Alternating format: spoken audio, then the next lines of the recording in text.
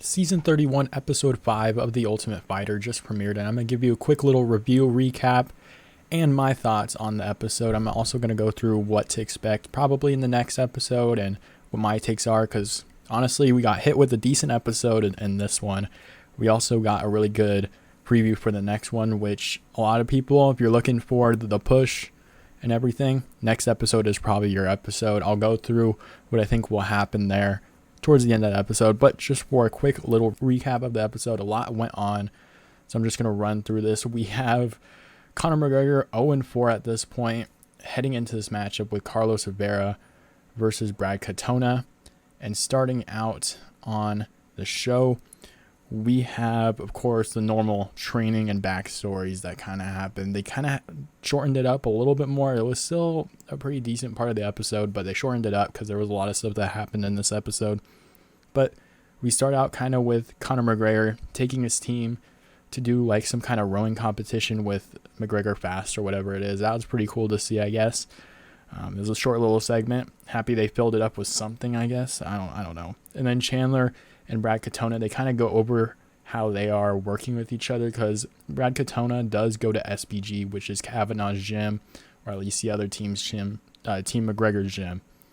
So it is a little bit of an uncomfortable situation for a few people. Brad Katona is just not getting along with the Michael Chandler team in general. I'll get over like the fighters that he's not getting along with on his team, but just in general, just the system he's in. The other team has his coach, his trainers, his fighters that he's used to training with, Lee Hammond, and I guess he's just not comfortable there. So that was a big issue. Michael Chandler was getting really frustrated with Brad Katona because, I'm going to be real, Brad Katona was doing too much. He was like, I want to watch some of this tape. I want to sit down. Like, you got 7 other fighters. Like, and even Michael Chandler said after the show, like, he was a really big pain in the ass. So that's what happened. Michael Chandler went out of his way to put on tape and watch it with Brad Katona so he could feel a little bit more included and get what he wants out of the experience. So good on Chandler for that, but it still is a really weird situation there. Kavanaugh also removes himself from, I guess, the training of Carlos Rivera on the other team, because again, he's the coach for SBG, doesn't want to really get involved in this fight, especially against one of his guys and Brad Katona. That was the interesting part before this show actually happened, was Brad Katona was on one side, Lee Hammond was on the other. Who's going to pick what? They wanted to get Brad Katona's side and Lee Hammond's all on one team, but they couldn't get it. So then we have Team Chandler's guys, those fighters, all sitting in the bus after a practice. I guess Brad Katona kind of waited after practice and talked to Kavanaugh and Lee Hammond, and everyone was in the bus just waiting for Brad Katona, and they're getting really frustrated. They're talking a lot of crap about him. So it's not looking good for Brad Katona, which is very understandable. Like, you make him wait after practice. He's not really training with everybody. I think he's a little bit more isolated, they said. In the training, he's not really training with very much people. So I can understand why people are getting really frustrated with Brad Katona. Very interesting little thing that was going on during the episode that made you kind of just want to watch a little bit more. But moving on, we have the actual fight of Brad Katona versus Carlos Rivera. And by the way, McGregor, he was got to be like tweaking or something. I don't know if he was nervous or what, but he was doing like this weird singing towards like the beginning of the fights for his walkouts with Carlos Rivera, and during the matchup you can hear him singing in the background during the fight. It was so weird.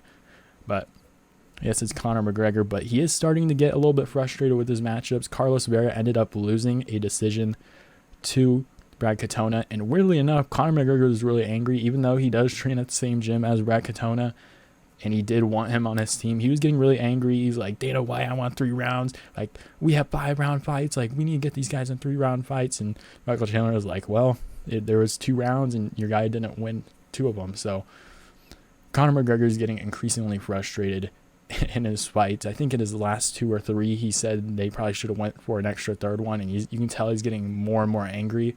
And this is even more interesting now, because as he's getting more frustrated towards the middle of the season, his guy Lee Hammond is fighting next week, and he has not won a single fight at all on this series.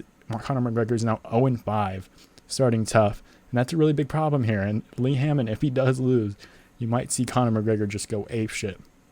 And now, what they showed for the previews was indeed the push for this episode. And all honesty, at the beginning of the season, I thought it was going to be more that Lee Hammond lost and he was getting angry. I actually think Lee Hammond wins. And I'll kind of go over why that is. I'm going to give a little bit of a couple spoilers, but I'll just say this episode was actually pretty entertaining. I'll probably say about 7.5 to 8. I think it was one of the better episodes of the season. And I actually think from now on, I think we'll get a lot more interesting episodes just based on what I think will happen. Conor McGregor's getting more frustrated. It seems like he does have a pretty vicious encounter, I guess you can say. It was a brutal freaking push to Michael Chandler's face. I think it'll be a lot more interesting heading on now towards the end of the season. And I think that'll just be a very important factor in the rest of these fights because they have more heat with each other and it's halfway through the season. So we'll see what happens here. But I am going to go with because I gave my rating, I'm going to go with a couple little spoilers or what I think will happen because I did look back after episode 1. They gave like a little bit of a season preview for the rest of the season. So I kind of looked back at that and it does seem like Lee Hammond does win this fight. And I think what happened, I guess, is Conor McGregor wins his fight, and I think he celebrates really hard, and it kind of rubs everybody the wrong way.